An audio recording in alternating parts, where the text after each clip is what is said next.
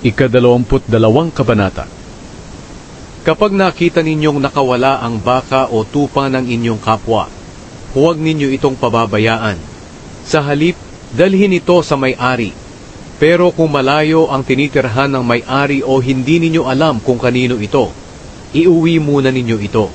Kapag hinanap ito ng may-ari, saka ninyo ito ibigay sa kanya.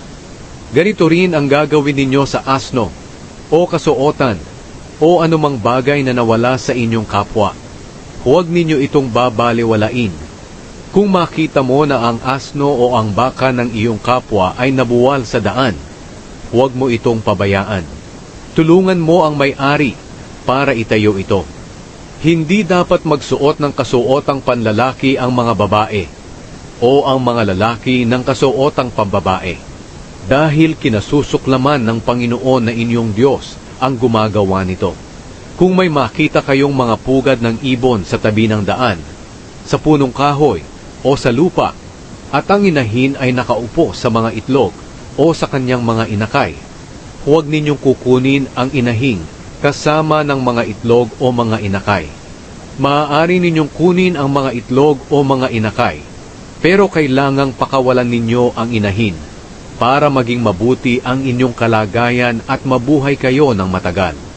Kung magpapatayo kayo ng bahay, lagyan ninyo ng rehas ang palibot ng inyong patag na bubong, para wala kayong pananagutan kung may mahulog mula sa bubong ninyo at mamatay. Huwag kayong magtatanim ng ibang binhi sa ubasan. Kung gagawin ninyo ito, magiging pag-aari na ng templo ang bungang itinanim ninyo, at pati na rin ang bunga ng inyong ubasan. Huwag ninyong pagpaparisin ang baka at ang asno sa pag-aararo. Huwag kayong magsusuot ng damit na ginawa sa dalawang klase ng tela. Lagyan ninyo ng palawit ang 4 na gilid ng balabal na damit ninyo. Ang kautusan tungkol sa dangal ng babae.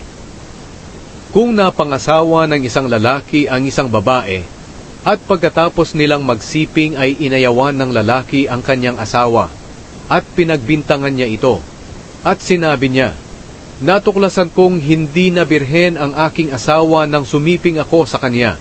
Pupunta ang magulang ng babae sa mga tagapamahala doon sa may pintuan ng bayan. Magdadala sila ng ebidensya na birhen ang anak nila, at sasabihin ng ama ng babae sa mga tagapamahala, "Ipinakasal ko ang anak ko sa taong ito, at ngayoy nagagalit siya sa anak ko. Pinagbibintangan niya ang anak ko na hindi na siya birhen ng mapangasawa niya. Pero heto ang ebidensya na birhen ang aking anak." At ipapakita ng magulang sa mga tagapamahala ang sapin ng mag-asawa na may dugo. Pagkatapos nito, huhulihin ng mga tagapamahala ang lalaki at parurusahan. Pagmumultahin siya ng 100 pirasong pilak at ibibigay ito sa ama ng babae, dahil ipinahiya niya ang isang birheng Israelita, at dapat ay huwag niyang hihiwalayan ng babae habang nabubuhay siya. Pero kung totoo ang bintang at walang makitang ebidensya na birhen ang babae, dadalhin ang babaeng iyon sa harap ng bahay ng kanyang ama, at doon babatuhin siya ng mga lalaki ng bayan hanggang sa mamatay. Sa pamamagitan nito mawawala ang masasamang gawa sa inyong bansa. Nakakahiya ang bagay na ginawa niya sa Israel sa pamamagitan ng pakikiapid habang nasa puder pa siya ng kanyang ama.